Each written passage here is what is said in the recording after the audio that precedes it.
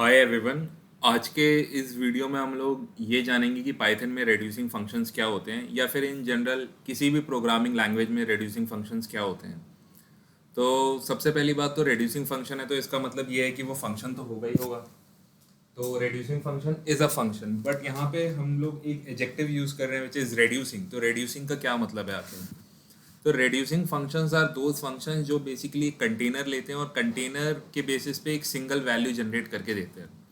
तो मेरे कहने का मतलब क्या है? मेरे कहने का मतलब ये है कि reducing functions are some sort of functions जो बेसिकली सपोज मैं इस रेड्यूसिंग फंक्शन का नाम आर देता हूँ, है ना। या फिर फॉर एग्जांपल मैं इसको जनरल नाम दे देता हूँ रेड्यूसिंग अंडरस्कोर फंक्शन, रेड्यूसिंग फंक।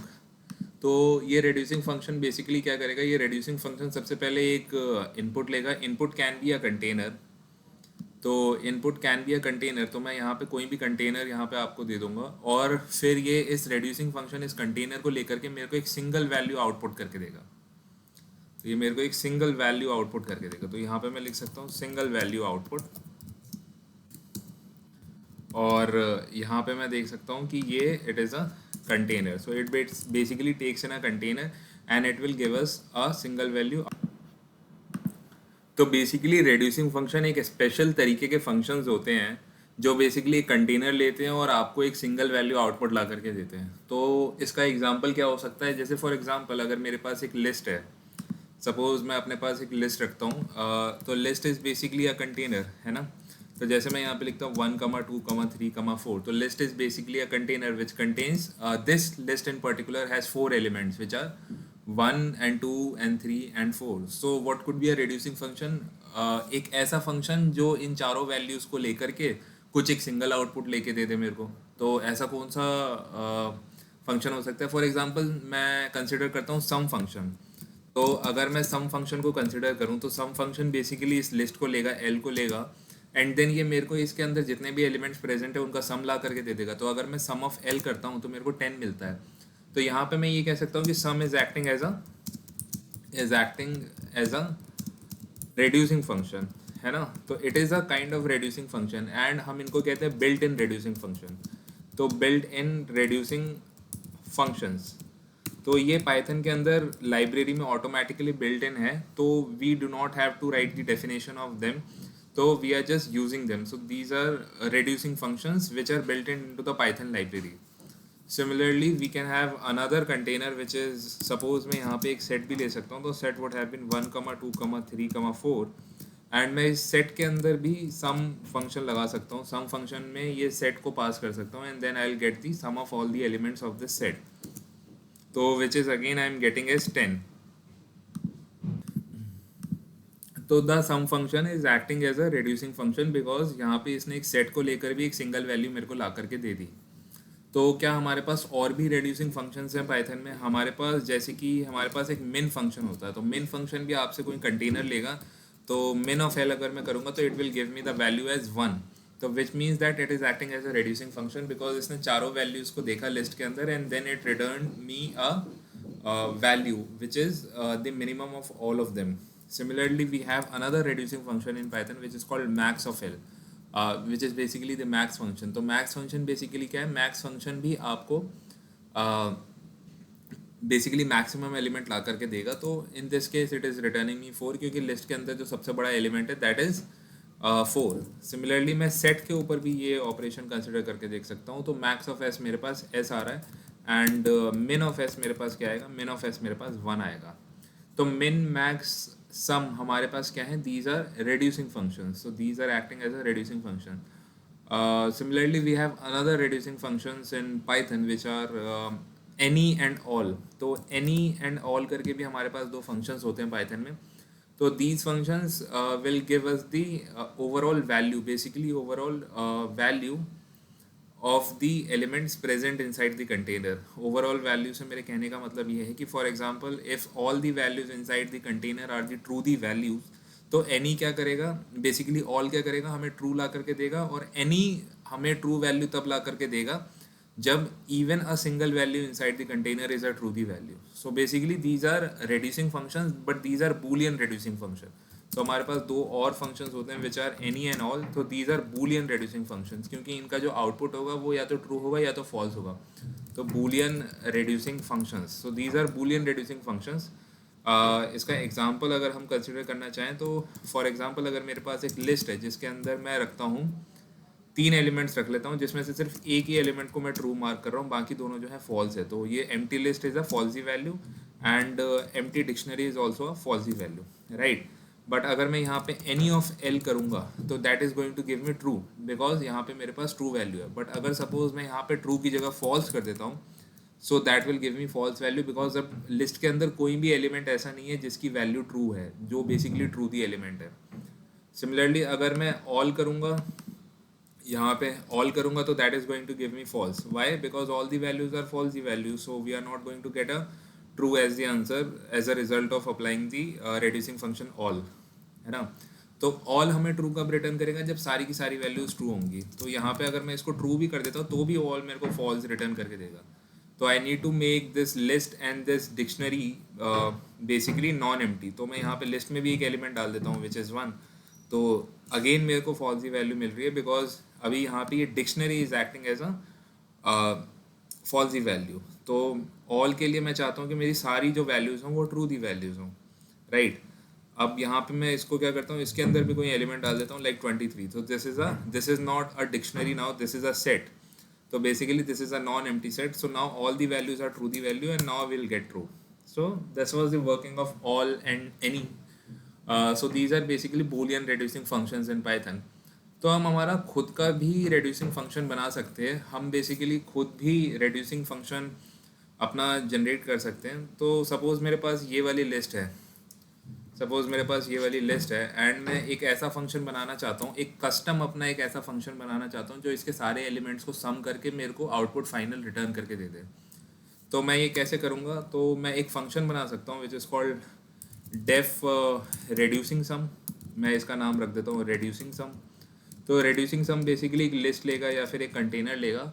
अभी के लिए सिंस हमने आइट्रेबल और आइट्रेटर डेप्थ में नहीं पढ़ा है ना, तो मैं यहाँ पे ऐसे ही कंटेनर्स कंसिडर करूँगा जो बेसिकली इंडेक्सेबल होंगे। फॉर एग्जांपल सेट्स जो हैं वो इंडेक्सेबल नहीं है, तो मेरा जो फंक्शन होगा रेड्यूसिंग सम वो सिर्फ लिस्ट के लिए काम करेगा या ट्यूपल के लिए काम करेगा, यानी ऐसे कंटेनर्स के लिए काम करेगा जो इंडेक्सेबल है। स्ट्रिंग्स के लिए काम करेगा बट वो ऐसे कंटेनर्स के लिए काम नहीं करेगा जिनमें इंडेक्सिंग का कॉन्सेप्ट नहीं होता। जैसे फॉर एग्जांपल सेट्स के अंदर हमारे पास इंडेक्सिंग का कॉन्सेप्ट नहीं होता, because there is no first element, last element, second element. Set is just a container and set में हम बस कंटेनमेंट चेक करते हैं कि क्या ये एलिमेंट सेट के अंदर प्रेजेंट है या नहीं प्रेजेंट है। We do not check the we can not check the index of that particular element because we are not concerned about that, है ना। तो for now we'll be making our custom reducing sum function. So this is going to take in any container and now I am going to iterate over each and every values of the container and going to sum them up. तो हमें क्या करना है, list या जो भी हमारे पास इंडेक्सेबल container आएगा उसके सारे वैल्यूज़ को सम करके मेरे को एक आउटपुट रिटर्न करके देना है। तो for that purpose I am going to create a variable which is called S. तो एस की वैल्यू मैं इनिशियली 0 रख रहा हूँ एंड मैं क्या करूँगा, लिस्ट के हर एक एलिमेंट के ऊपर आइट्रेट करूँगा। जैसे फॉर एग्जांपल मेरे पास पहले 1 आया तो मैं एस में 1 को जोड़ दूंगा और एस की वैल्यू को अपडेट कर दूंगा, तो एस की करंटली वैल्यू क्या हो जाएगी, 1 हो जाएगी, है ना। फिर मैं लिस्ट के सेकंड एलिमेंट के ऊपर जाऊंगा, तो लिस्ट के सेकंड एलिमेंट के ऊपर जब मैं जाऊंगा तो मेरे पास एस की अभी करंटली वैल्यू 1 है एंड लिस्ट का अभी करंट एलिमेंट विच इज़ 2, तो मैं 1 में 2 को जोड़ दूंगा और एस की वैल्यू को अपडेट करके 3 कर दूंगा। एंड इन सिमिलर वे मैं लिस्ट के सारे एलिमेंट्स के ऊपर ऐसे ऐसे करके आइट्रेट करता रहूँगा and finally I will have the value as 10 in this case for example, and then I will return that value. But मैं 0 से स्टार्ट करने की बजाय मैं अभी आपको पहले 0 से कोड लिख के दिखाता हूँ। तो मैं क्या करूँगा, लिस्ट के बेसिकली इंडेक्सेबल कंटेनर के हर एक वैल्यू के ऊपर आइट्रेट करूँगा। फॉर वैल्यू इन एल मैं क्या करूँगा, एस के अंदर उस वैल्यू को ऐड कर दूँगा, एस प्लस वैल्यू, और एस को अपडेट कर दूँगा उस वैल्यू से। तो बेसिकली मैं एस प्लस वैल्यू करके एस के अंदर उसको रीअसाइन कर रहा हूँ। तो basically I am updating S and finally जब मेरा लूप खत्म हो जाएगा, जब मैं सारे के सारे एलिमेंट्स के ऊपर से निकल चुका हूँगा, सारे के सारे एलिमेंट्स के ऊपर आइट्रेट कर चुका हूँगा, तो मैं फाइनली एस को रिटर्न कर दूँगा, है ना। तो अगर मैं यहाँ पे लिखता हूँ रेड्यूसिंग सम और मैं यहाँ पे लिखता हूँ कि रेड्यूसिंग सम में मैं अगर एल डालता हूँ तो that is giving me the answer as 10। तो that is giving me the answer as 10। Similarly मैं एक और बना सकता हूँ, एक और फंक्शन बना सकता हूँ विच इज़ रेड्यूसिंग प्रोडक्ट। ये बेसिकली क्या करेगा, लिस्ट के सारे एलिमेंट्स के ऊपर आइटरेट करके उनका प्रोडक्ट कैलकुलेट करेगा। तो मैं लिख सकता हूँ रेड्यूसिंग प्रोडक्ट। तो रेड्यूसिंग प्रोडक्ट बेसिकली क्या करेगा, रेड्यूसिंग प्रोडक्ट एक आइटरेबल कंटेनर लेगा एंड इंडेक्सेबल कंटेनर लेगा। तो अब यहाँ पे सवाल आता है कि यहाँ पे मेरे को बेसिकली अगर मैं यहाँ पे एल को देखूँ तो मेरे को यहाँ पे कंटेनर में जो इनिशियल वैल्यू है वो कितनी लेनी चाहिए, वो ज़ीरो लेनी चाहिए क्या? नहीं, मेरे को ज़ीरो नहीं लेनी चाहिए, क्योंकि अगर मैंने ज़ीरो से स्टार्ट करा और मैं फिर पहले एलिमेंट से मल्टीप्लाई करूँगा तो हर बार जब मैं एस को अपडेट करूँगा तो that is again going to give me zero. तो that does not make any sense. तो यहाँ पे मैं क्या यूज़ करूँगा, यहाँ पे मैं एक ऐसी चीज़ यूज़ करूँगा जिसको जब मैं एल के पहले एलिमेंट से मल्टीप्लाई करूँ तो मेरे को एल का पहला एलिमेंट ही मिल जाए। So that would be one.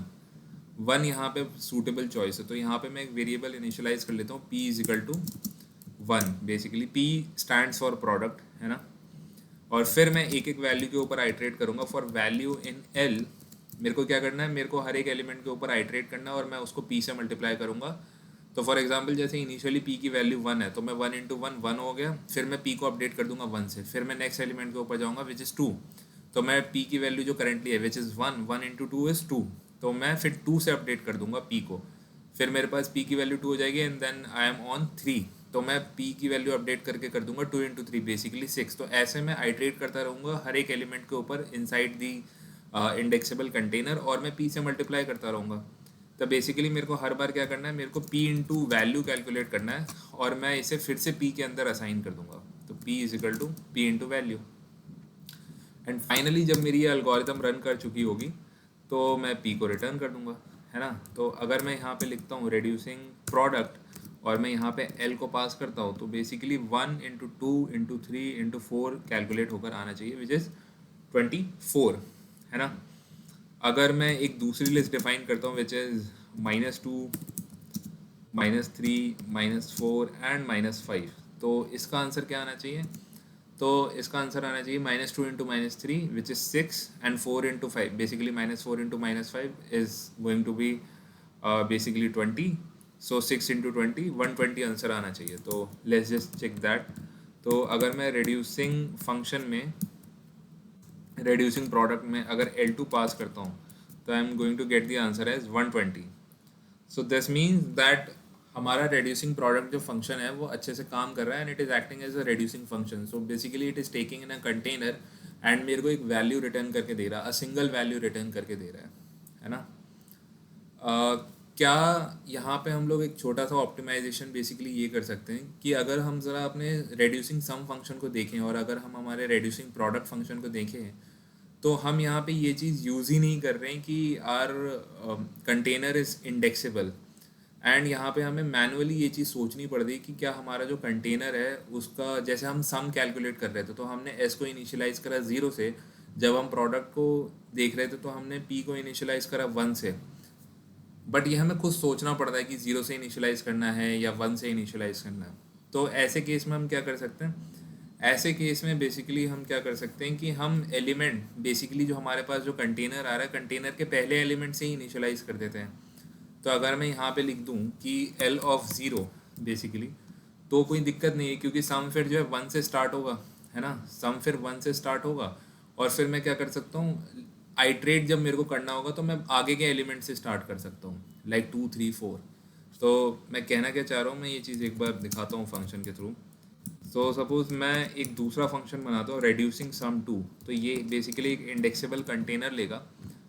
मैं क्या करूँगा, मैं सम की जो इनिशियल वैल्यू है वो एल के ज़ीरोथ एलिमेंट से इनिशियलाइज़ कर दूंगा, एल ऑफ ज़ीरो, राइट। जब मैं एल ऑफ ज़ीरो से इनिशियलाइज़ कर दूंगा तो इसका मतलब ये है कि मैं सपोज़ अगर मैं यहाँ पे एल को देखूँ तो मैं यहाँ पे वन से इनिशियलाइज़ कर रहा हूँ इसको। फिर मैं क्या करूँगा, मैं लिस्ट के बाकी एलिमेंट्स के ऊपर आइटरेट करूँगा, मतलब वन को छोड़ के आगे से चालू करूँगा। तो मैं यहाँ पे क्या कर सकता हूँ, for I in basically I in basically for value in आगे की लिस्ट से बेसिकली फर्स्ट एलिमेंट या फर्स्ट एलिमेंट के बाद से स्टार्ट करना है मेरे को, तो मैं यहाँ पे स्लाइसिंग यूज़ करके ऐसे लिख सकता हूँ कि मेरे को कहाँ से स्टार्ट करना है, जो फर्स्ट एलिमेंट है उसके आगे से लिस्ट देखना है ना, और वहाँ से अब वैल्यूज़ लाना, और मैं उसको फिर एस में ऐड करूँगा। तो मैं यहाँ पे एस को फिर अपडेट कर दूँगा, S plus value, right, and finally मैं एस को रिटर्न कर सकता हूँ। तो यहाँ पे हम बेसिकली क्या कर रहे हैं, हम हमारे सम को जो है पहले इनिशियलाइज कर रहे हैं लिस्ट के बेसिकली कंटेनर के फर्स्ट एलिमेंट से, इंडेक्सेबल कंटेनर के फर्स्ट एलिमेंट से, है ना। एंड फिर हम क्या कर रहे हैं, फिर हम बेसिकली जो फर्स्ट बेसिकली जो सेकंड एलिमेंट है which is at the position first, मतलब फर्स्ट इंडेक्स पे जो है वहाँ से हम लोग लिस्ट का स्लाइस कंसिडर कर रहे हैं और उसके ऊपर आइटरेट कर रहे हैं, यानी इस केस में 2, 3, 4 पे आइटरेट कर रहे हैं। तो हमने हमारा जो इनिशियलाइजेशन वेरिएबल लिया वो 1 लिया, और फिर हम आगे जाते रहे, जैसे 2 पे गए तो 2 को ऐड कर दिया इनिशियलाइजेशन वेरिएबल में यानी 1 में, तो 1 + 2 = 3, फिर हम और आगे गए तो हम 3 पे आ गए। तो इनिशियलाइजेशन वेरिएबल अभी करंटली 3 है, और हमारा जो करंटली हम जिस एलिमेंट पे हैं वो भी 3 है, तो 3 + 3 6 हो गया। फिर हमने क्या करा, लिस्ट के आगे वाले एलिमेंट पे गए विच इज़ 4, है ना। तो 4 पे जैसे ही हम आए, और अभी हमारा करंटली इनिशियलाइजेशन वेरिएबल जो था वो अपडेट होकर के अभी 6 हो चुका है, तो 6 + 4 which is 10, and finally we are returning 10। So this is the algorithm, and this is a more generic function, because हमें यहाँ पे अब ये चीज़ नहीं सोचनी पड़ रही कि we need to start with 0 और we need to start with 1। Like in case of product हमने 1 से स्टार्ट करा था, but we had to think कि हमें जो है प्रोडक्ट के केस में 1 से स्टार्ट करना है एंड सम के केस में 0 से स्टार्ट करना है। बट इस केस में हमें ये चीज़ नहीं सोचनी पड़ेगी, क्योंकि हम लिस्ट का सीधे सीधे 0th एलिमेंट पिक कर ले रहे हैं और उसको एस में असाइन कर दे रहे हैं, राइट, है ना। तो हम इसको ऐसे रखते हैं, एंड फाइनली हम क्या करते हैं, अब चेक करते हैं कि क्या रिड्यूसिंग जो हमारा सम है वो काम कर रहा है। तो रिड्यूसिंग सम में हम क्या करेंगे, हम अब एल को पास करते हैं and we are getting 10। Similarly अगर हमें रिड्यूसिंग सम में अगर हम L2 को पास करेंगे तो व्हाट वी आर गेटिंग -14। क्यों? क्योंकि हमने सारे एलिमेंट्स को ऐड कर लिया, -2 + -3 + -4 + -5, सो it is giving us the same answer. और अगर मैं सम ऑफ L2 करूँगा तो सम ऑफ L2 भी -14 आएगा। सो हमारा जो reducing sum 2 फंक्शन है, it is working exactly like the Python's original built in function which is sum. बट एक चीज़ ध्यान रखने वाली है कि हमारा ये जो reducing sum 2 फंक्शन है, this will not work in the case of a container which is not indexable, because यहाँ पे हमने इंडेक्सिंग ऑपरेटर यूज़ कर रखा है, बेसिकली इंडेक्सेस का हम लोग यूज़ कर रहे हैं। सो अगर मैं इसको रन करने की कोशिश करूँगा reducing sum 2 ऑन एस जो हमने सेट बनाया था, तो we'll be getting an error. क्यों? क्योंकि set is not subscriptable, basically हम सेट्स में इंडेक्सिंग का यूज़ नहीं कर सकते हैं। ड्यू टू दैट रीज़न हम यहाँ पे अप्लाई नहीं कर पाएंगे इस चीज़ को। सिमिलरली अगर मुझे एक प्रोडक्ट का फंक्शन बनाना हो तो मैं क्या करूँगा, तो प्रोडक्ट के फंक्शन के लिए मैं बेसिकली यहाँ पे इसका नेम रिप्लेस कर देता हूँ, बेसिकली प्रोडक्ट कर देता हूँ, है ना, रेड्यूसिंग प्रोडक्ट 2, और यहाँ पे मैं एस को एस इंटू वैल्यू कर दूँगा, तो ये अच्छे से काम करेगा। तो अगर मैं रेड्यूसिंग प्रोडक्ट 2 में एल डालता हूँ तो ये मेरे को 1 × 2 × 3 × 4 विच इज़ बेसिकली 24 रिटर्न करके दे देगा। तो ये अभी बेसिकली कैसे काम कर रहा है, तो ये बेसिकली अभी ऐसे काम कर रहा है कि पहले एलिमेंट को पिक कर ले रहा है और फिर ये बाकी के एलिमेंट्स के ऊपर आइटरेट कर रहा है, विच इज़ बेसिकली 2, 3 एंड 4। तो हमने यहाँ पे पहले वैल्यू को इनिशियलाइज कर लिया 1 से, एंड फिर हम बाकी की जो कंटेनर है indexable container which is in this case a list के ऊपर आइटरेट कर रहे हैं। तो हमारे पास पहला एलिमेंट आया 2, तो हमने 1 × 2 करके फिर उसको एस में असाइन कर दिया, which is again going to be 2। फिर हम नेक्स्ट एलिमेंट पे गए विच इज़ 3, तो हमने 3 पे गए और फिर हमने एस की जो करंट वैल्यू विच इज़ 2, तो 2 × 3 करके 6 आया, 6 को एस में दोबारा रीअसाइन कर दिया, राइट। फिर हम नेक्स्ट वैल्यू पे गए विच इज़ 4, तो हमने क्या करा, हम फिर वैल्यू की वैल्यू हो गई बेसिकली 4, एंड अभी हमारा करेंटली एस की वैल्यू विच इज़ 6, तो 6 × 4 इज़ गोइंग टू 24, एंड हमने उसे फिर से दोबारा एस में रीअसाइन कर दिया, एंड देन फाइनली हमने एस को रिटर्न कर दिया। अगर मैं यहाँ पे इसकी जगह ये लिखता कि रेड्यूसिंग प्रोडक्ट L2, तो क्या आता, तो भी 120 आता, because it is working in that way, right. तो ये हमारा रेड्यूसिंग फंक्शंस का था कि हम लोग अपना कस्टम रेड्यूसिंग फंक्शन भी कैसे बना सकते हैं। बट अभी हमने एक लेवल का ऑप्टिमाइजेशन करा है कि हम एल ऑफ ज़ीरो को डायरेक्टली यूज़ कर पा रहे हैं। अभी हम लोग ज़ीरो या वन ये हमें सोचना नहीं पड़ रहा है, बट अभी हमें ये भी सोचना पड़ रहा है कि हमें यहाँ पे मल्टीप्लाई करना है या फिर ऐड करना है। बेसिकली मैं चाहता हूँ कि मेरा जो रेड्यूसिंग फंक्शन है वो बेसिकली एक फ़ंक्शन ले और उस फंक्शन के बेसिस पे आउटपुट कैलकुलेट करे। मेरे कहने का मतलब क्या है कि मैं चाहता हूँ कि मेरा जो मैं एक ऐसा जनरलाइज रेड्यूसिंग फंक्शन बनाना चाहता हूँ कि वो एक फ़ंक्शन ले और एक कंटेनर ले और क्या करे, उस फंक्शन को रिकर्सिवली बेसिकली कंटेनर के हर एक एलिमेंट के ऊपर अप्लाई करता रहे एंड देन आउटपुट को अपडेट करके मेरे को final output they they. For example मैं ऐसे चाहता हूँ कि जैसे मैं एक फ़ंक्शन लिखूँ रेड्यूस करके और मैं यहाँ पे मैं बेसिकली एक फ़ंक्शन बनाना चाहता हूँ which is a reduce which is a generalise function, और मैं यहाँ पे एक कंटेनर पास करना चाहता हूँ। फॉर एग्जांपल जैसे इस केस में मैं एल पास कर रहा हूँ और यहाँ पे मैं एक फंक्शन की डेफिनेशन दे दूंगा, जैसे सम दे दूंगा, तो वो क्या करेगा बेसिकली एल के हर एक एलिमेंट को सम करके मेरे को आउटपुट रिटर्न करके दे देगा।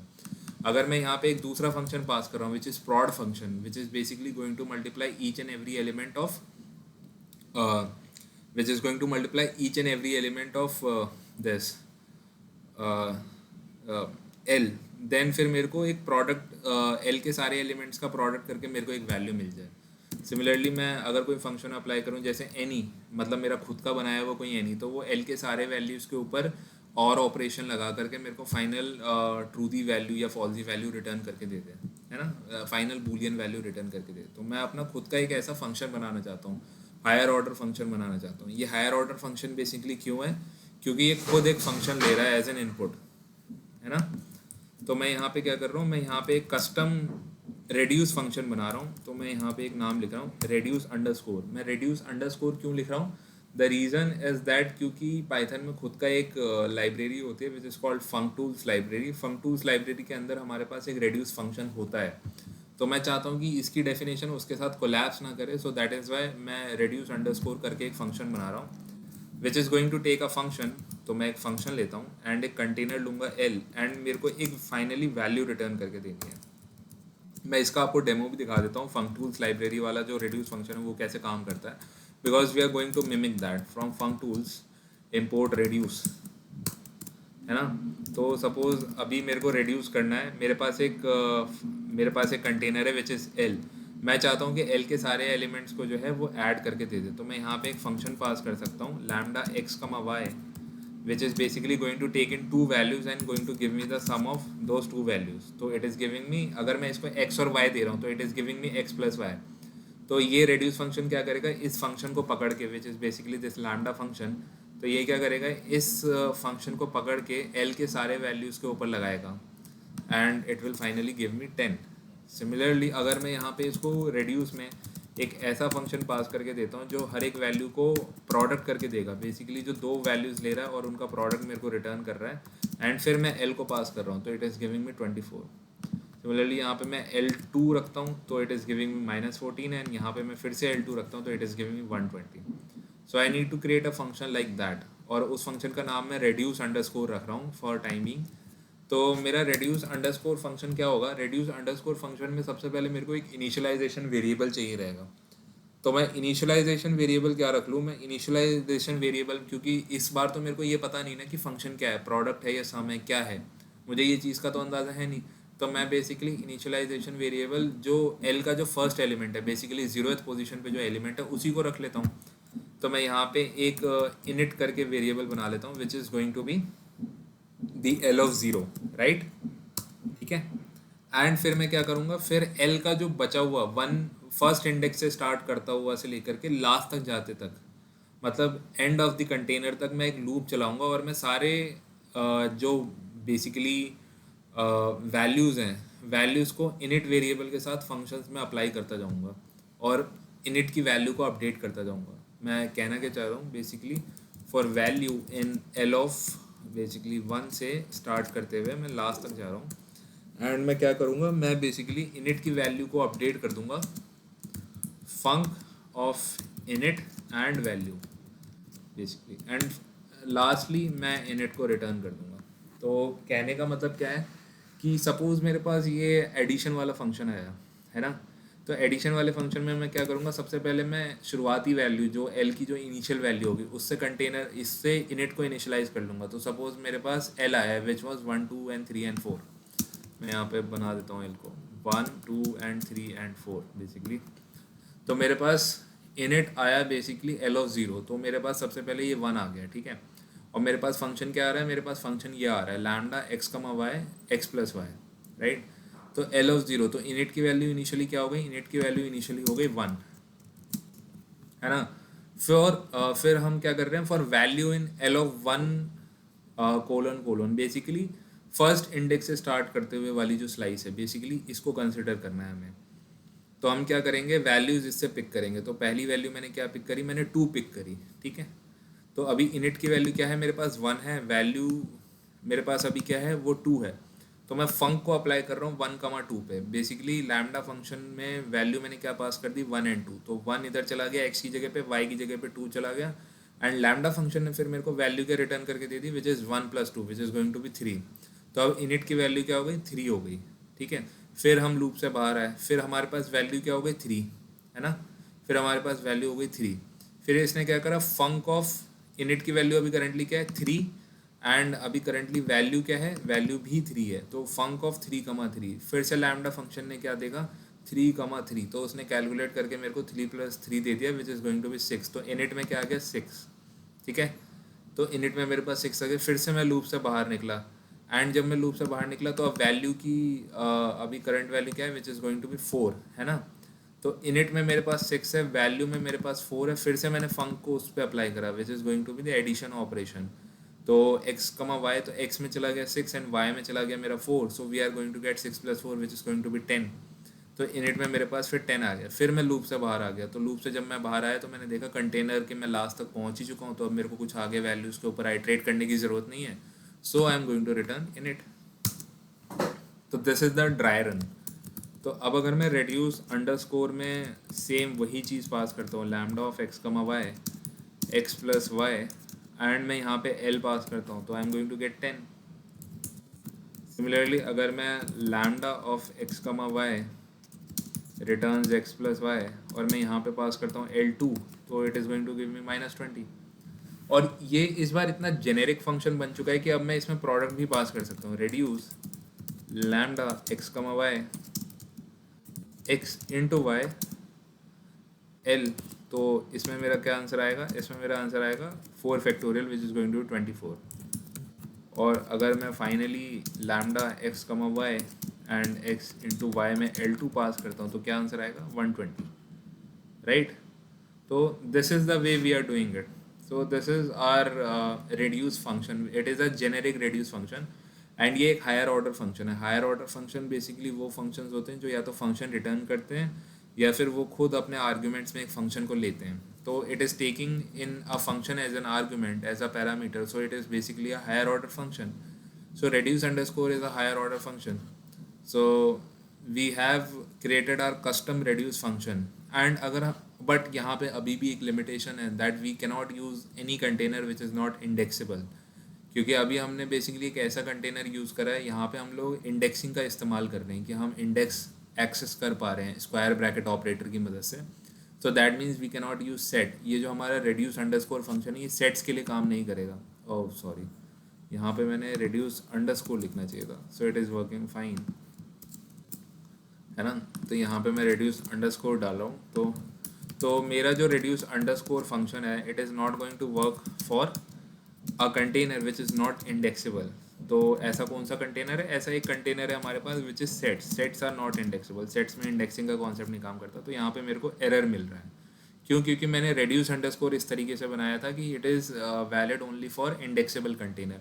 बट जो पाइथन के अंदर जो reduce फंक्शन है विच इज़ इन फंक्टूल्स लाइब्रेरी, वो हर तरीके के कंटेनर के लिए काम करता है। We can also make that type of reduce, but अभी तक हमने आइट्रेटर्स के बारे में नहीं पढ़ा है, तो I would not be able to show the demonstration of that right now. तो बट ये काम करता है, ये कंटेनर्स के ऊपर काम करता है। और मे बी हम स्लाइट मॉडिफिकेशन ये कर सकते हैं कि हमारे पास कोई सा भी जो कंटेनर आए, कोई सा भी जो कंटेनर है उसको सबसे पहले एक लिस्ट में ही कन्वर्ट कर लेते हैं, but that is again cheating. तो मैं यहाँ पे लिस्ट में एल को डाल सकता हूँ। तो अब ये बेसिकली किसी भी तरीके के कंटेनर के लिए काम कर जाएगा। तो